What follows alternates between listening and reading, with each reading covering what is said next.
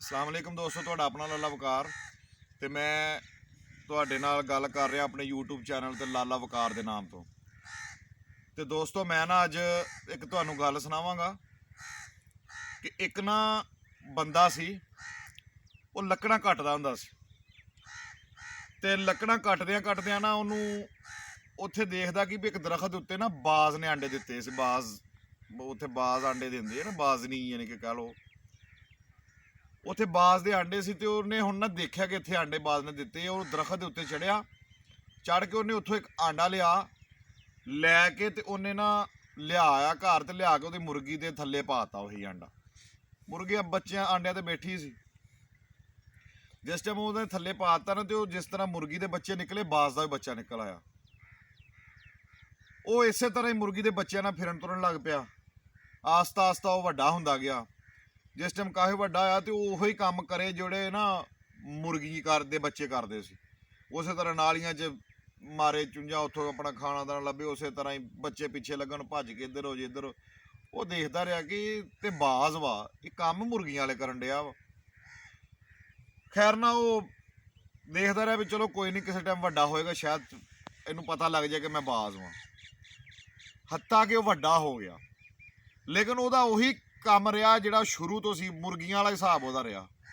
ਉਹ ਇੱਕ ਦਿਨ ਨਾ ਉਹਦੇ ਦਿਲ 'ਚ ਬੜਾ ਸ਼ੌਕ ਸੀ ਕਿ ਮੈਂ ਬਾਜ਼ ਰੱਖਣਾ ਵਾ। ਤੇ ਉਹਨੇ ਆਂਡਾ ਲਿਆਂਦਾ, ਲਿਆ ਕੇ ਪਾਇਆ, ਰੱਬੇ ਉਹਨੂੰ ਲੱਭਾ, ਲਿਆ ਕੇ ਪਾਇਆ। ਤੇ ਉਹ ਜਿਸ ਟਾਈਮ ਬੱਚਾ ਨਿਕਲਿਆ, ਹੁਣ ਉਹਦਾ ਸ਼ੌਕ ਨਾ ਪੂਰਾ ਵੀ ਉਹ ਕੰਮ ਉਹ ਵੀ ਕੁਕੜੀਆਂ ਵਾਲੇ ਕਰ ਰਿਹਾ ਸੀ।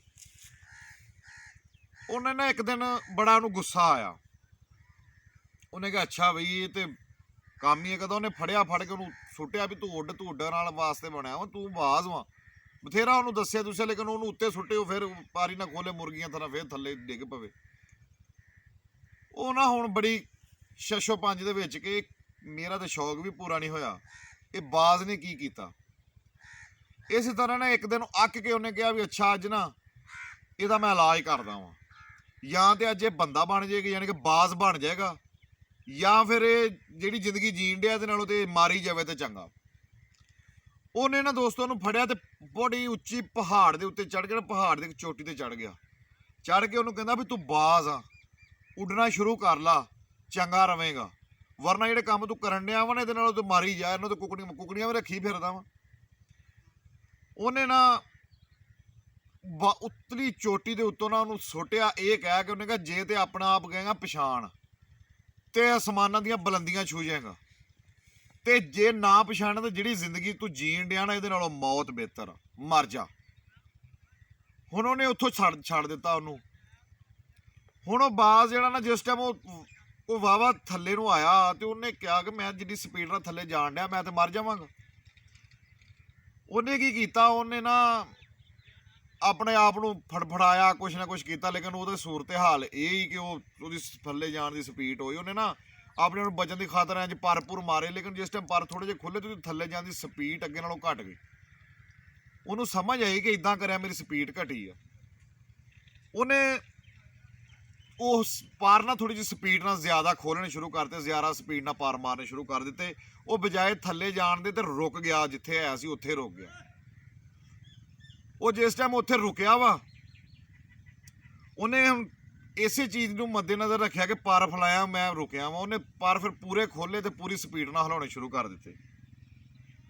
ਜਿਸ ਟਾਈਮ ਪੂਰੀ ਸਪੀਡ ਨਾਲ ਹਿਲਾਉਣੇ ਸ਼ੁਰੂ ਕਰ ਦਿੱਤੇ ਤੇ ਬਜਾਏ ਥੱਲੇ ਜਾਣ ਦੇ ਬਾਜ਼ ਉੱਤੇ ਜਾਣ ਲੱਗ ਪਿਆ। ਉਹਨੂੰ ਪਤਾ ਚੱਲ ਗਿਆ ਕਿ ਇਸ ਤਰ੍ਹਾਂ ਕਰਨ ਨਾਲ ਮੈਂ ਤੇ ਮਰਨ ਦੀ ਬਜਾਏ ਮੈਂ ਤਾਂ ਉੱਤੇ ਜਾ ਰਿਹਾ ਵਾਂ। ਉਹਨੇ ਕਾਫੀ ਸਪੀਡ ਨਾਲ ਪਰ ਖੋਲੇ ਆਪਣੇ, ਮਾਰਦਿਆਂ ਦੇਖਦਿਆਂ ਇਹਨਾਂ ਭਾਈ ਨੇ ਜਿਹਨੇ ਸੁੱਟਿਆ ਸੀ ਉਹਦੇ ਸਿਰ ਦੇ ਬਰਾਬਰ ਪਹੁੰਚ ਗਿਆ ਤਾਂ ਜਾਂਦਾ।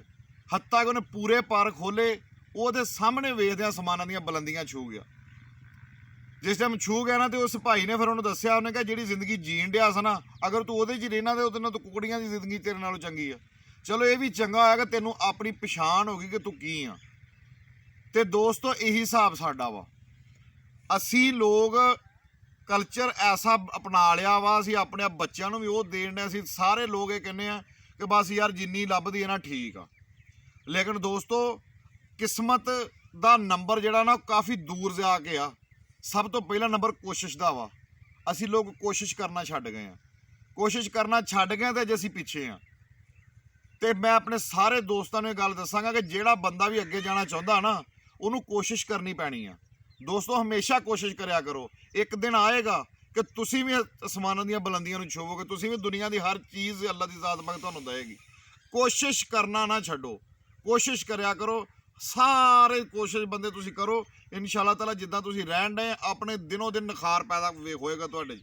ਤਾਂ ਸਾਡਾ ਹਿਸਾਬ ਹੋਗਾ, ਸਾਡੇ ਅੰਦਰ ਇੱਕ ਡਰ ਵਾ ਜਿਹਦੀ ਵਜ੍ਹਾ ਨਾਲ ਅਸੀਂ ਨਾ ਅੱਗੇ ਨਹੀਂ, ਡਰ ਕੀ ਹੈ ਕਿ ਯਾਰ ਅਸੀਂ ਜਿਹੜਾ ਲੈਣ ਡਏ ਕਿਤੇ ਤੋਂ ਵੀ ਨਾ ਜਾਈਏ। ਕਦੀ ਨਹੀਂ ਇਸ ਤਰ੍ਹਾਂ ਹੁੰਦਾ। ਕੋਈ ਵੀ ਕਾਮਯਾਬ ਬੰਦਾ ਉਹਦੀ ਹਿਸਟਰੀ ਪੜ੍ਹ ਕੇ ਦੇਖ ਲਓ, ਉਹਨੇ ਸਟੈਪ ਲਿਆ ਵਾ, ਉਹਨੇ ਕੋਸ਼ਿਸ਼ ਕੀਤੀ ਹੈ ਤੇ ਅੱਗੇ ਗਿਆ ਵਾ। ਜਿਹੜੇ ਮੇਰੇ ਦੋਸਤ ਕਹਿੰਦੇ ਨਾ ਕਿ ਅਸੀਂ ਨਾਕਾਮ, ਅਸੀਂ ਉੱਥੇ ਦੇ ਉੱਥੇ ਹੀ ਆ, ਮੇਰਾ ਉਹਨਾਂ ਵਾਸਤੇ ਪੈਗਾਮ ਆ ਇੱਕ ਕਿ ਤੁਸੀਂ ਇੱਕ ਬਾਜ਼ ਹੋ। ਬਾਜ਼ ਵੀ ਕੀ ਚੀਜ਼ ਆ, ਤੁਸੀਂ ਅਸ਼ਰਫੁਲ ਮਖਲੂਕਾਤ ਹੋ। ਤਾਂ ਦੋਸਤੋ ਕੋਸ਼ਿਸ਼ ਕਰਕੇ ਦੇਖੋ, ਇਨਸ਼ਾ ਅੱਲਾਹ ਤਾਲਾ ਹਰ ਚੀਜ਼ ਤੁਹਾਨੂੰ ਮਿਲੇਗੀ ਔਰ ਤੁਹਾਡਾ ਆਉਣ ਵਾਲਾ ਮੁਸਤਕਬਲ ਜਿਹੜਾ ਬਿਹਤਰ ਹੋਏਗਾ। ਮਾਜ਼ੀ ਨੂੰ ਨਾ ਦੁਹਰਾਇਆ ਕਰੋ, ਹਮੇਸ਼ਾ ਮੁਸਤਕਬਲ ਦੀ ਸੋਚੋ। ਤੇ ਇਹ ਮੇਰੀ ਗੱਲ ਕਰਨ ਦਾ ਮਕਸਦ ਤੁਹਾਨੂੰ ਸਮਝ ਆ ਹੀ ਗਿਆ ਹੋਣਾ ਵਾ। ਔਰ ਇਹ ਮੈਂ ਕੁਛ ਦੋਸਤਾਂ ਨੂੰ ਜਵਾਬ ਦਿੱਤਾ ਜਿਹੜੇ ਕਹਿੰਦੇ ਸੀ ਕਿ ਅਸੀਂ ਤੇ ਉੱਥੇ ਦੇ ਉੱਥੇ ਹੀ ਹਾਂ ਜਿੱਥੇ ਆਏ ਵਾਂ। ਤੁਸੀਂ ਅੱਲਾ ਦੇ ਬੰਦੇ ਹੋ, ਆਪਣੇ ਆਪ ਨੂੰ ਉਡਾਨ ਭਰਨੀ ਸਿੱਖੋ। ਕੋਸ਼ਿਸ਼ ਕਰੋਗੇ ਤਾਂ ਉੱਡਣਾ ਸਿੱਖੋਗੇ ਨਾ, ਜੇ ਨਾ ਕਰਦੇ ਰਹੇ ਫਿਰ ਜਿਹੜੀ ਜ਼ਿੰਦਗੀ ਜੀਣ ਦੇ ਇਹ ਤੇ ਹੈ ਹੀ ਹੈ। ਫਿਰ ਅੱਲਾ ਦੀ ਸਪੋਜ਼ ਜਿਸ ਤਰ੍ਹਾਂ ਜਾਨਵਰ ਰਹਿੰਦੇ ਤੁਸੀਂ ਵੀ ਰਹੀ ਜਾਓ। ਤੇ ਦੋਸਤੋ ਮੈਂ ਤੁਹਾਡਾ ਆਪਣਾ ਲਾਲਾ ਵਕਾਰ, ਤੇ ਅੱਜ ਤੁਹਾਡੇ ਨਾਲ ਜਿਹੜੀ ਗੱਲ ਕੀਤੀ ਆ, ਅਗਰ ਇਹਦੇ ਵਿੱਚ ਕੋਈ ਤੁਹਾਨੂੰ ਗੱਲ ਬੁਰੀ ਲੱਗੀ ਹੋਵੇ ਤਾਂ ਮੈਂ ਮਾਜ਼ਰਤ ਖਾਵਾਂ। ਬਾਕੀ ਮੇਰੇ ਚੈਨਲ ਨੂੰ ਨਵੇਂ ਵੇਖਣ ਵਾਲੇ ਦੋਸਤ ਜ਼ਰੂਰ ਸਬਸਕ੍ਰਾਈਬ ਕਰਨ, ਲਾਈਕ ਕਰਨ, ਸ਼ੇਅਰ ਕਰਨ ਤੇ ਮੈਨੂੰ ਦੁਆਵਾਂ 'ਚ ਯਾਦ ਰੱਖਣ। ਅਸਲਾਮੁਅਲੈਕੁਮ।